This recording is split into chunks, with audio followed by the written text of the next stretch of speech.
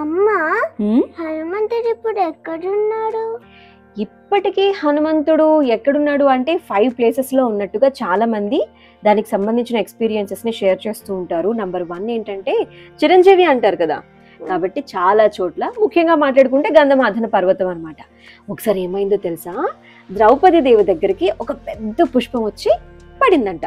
అది పడటంతో ఆవిడ తీసి చూడటంతో దానిలోనేమి 1008 రెక్కలుండి మంచి స్మెల్ అది వస్తుంటే ఎంత బాగుంది ఫ్లవర్, నాకు ఇలాంటివి ఇంకా కావాలి అని చెప్పి అక్కడే భీముడు ఉంటే పిలిచి అడిగిందట. ఎక్కడ అంటే ఇక్కడ దగ్గరలో ఎక్కడో గంధమాదన పర్వతం ఉందంట, అక్కడ ఉంటాయంట. అంటే సరే అని చెప్పి భీముడు బయలుదేరాడంట. వెళ్తూ ఉంటే అక్కడ ఓహో నా తమ్ముడు ఇటే వస్తున్నాడా అని చెప్పి హనుమంతుడు అక్కడే ఉన్నాడు. అందుకని టెస్ట్ చేద్దాం కదా అని చెప్పి ఏం చేశారు, ఒక వానర రూపం ధరించి అంటే ఒక మంకీలా మారిపోయి ఆయన వెళ్తున్న దారిలో పడుకున్నారంట. పెద్ద తోక దారికి అడ్డుగా ఇలా వేసేసి ఆయన నిద్రపోతున్నారనమాట. అని సౌండ్ వస్తుంది.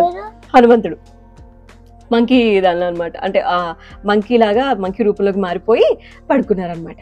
ఆ తర్వాత ఏమైందో తెలుసా, నడుచుకుంటూ వెళ్ళి వానరమా ఏమిటి అడ్డుగా ఉన్నారు, జరగండి అని చెప్పి భీముడు అడిగారంట.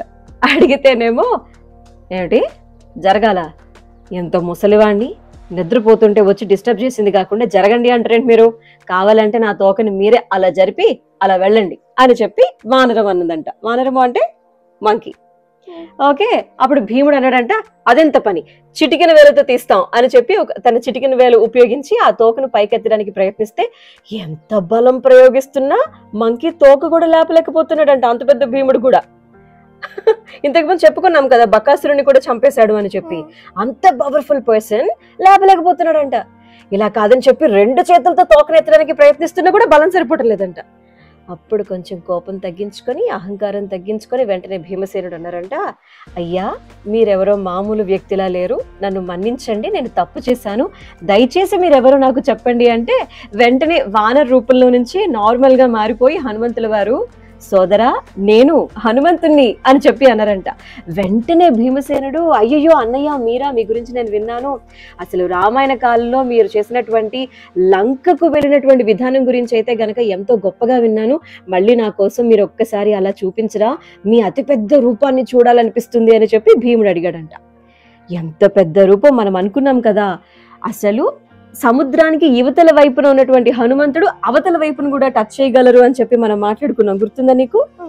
అంత పెద్ద వ్యక్తి అనమాట. ఒక్కసారి మీ రూపాన్ని చూపించండి అంటే నేను చూపిస్తాను, మరి చూసి తట్టుకోగలవా భీమా అని చెప్పి అడిగారంట. నేను తట్టుకుంటాను అని చెప్పి భీముడు అంటే వెంటనే ఆంజనేయ స్వామి అమాంతం పెరిగిపోయి ఆకాశం అంత ఎత్తైపోతే చూసి ఇతనికి భయం వేసిందంట. భీముడు నేను భరించలేకపోతున్నాను, నాకు చాలా భయం వేసేస్తుంది, మీ రూపాన్ని మళ్ళీ మీరు సాధారణ రూపంలోకి తెచ్చేసుకోండి దయచేసి అన్నయ్య అని చెప్పేసి అంటే మళ్ళీ వెంటనే హనుమంతుల వారు వారి రూపాన్ని తగ్గించుకొని సాధారణంగా మారిపోయిన తర్వాత అన్నారంట, మీరు ఎప్పుడన్నా ఎక్కడన్నా నన్ను తలుచుకుంటే నా సహాయం ఖచ్చితంగా మీకు అందుతుంది అని చెప్పి అన్నారంట. అందుకని భీముడు కూడా ఆంజనేయ స్వామి వారిని ఎప్పుడన్నా కావాలి అనుకుంటే తలుచుకుంటూ ఉంటారనమాట. అంత పవర్ఫుల్ ఎవరు, హనుమ. అందుకే ఏమంటాం జై హనుమాన్. చెప్పు నువ్వు కూడా జై Hanuman. Like share and subscribe. First subscribe. Yes, మా కథలు కనుక మీకు నచ్చినట్టయితే మర్చిపోకుండా నువ్వు నేను ఓ కథని ఒక్కసారి లైక్ చేయండి, ఒక్కసారి షేర్ చేయండి, వీలైతే 10 మందికి షేర్ చేయండి. సబ్స్క్రైబ్ మాత్రం చేసుకోవడం మర్చిపోకండి. Bye bye friends.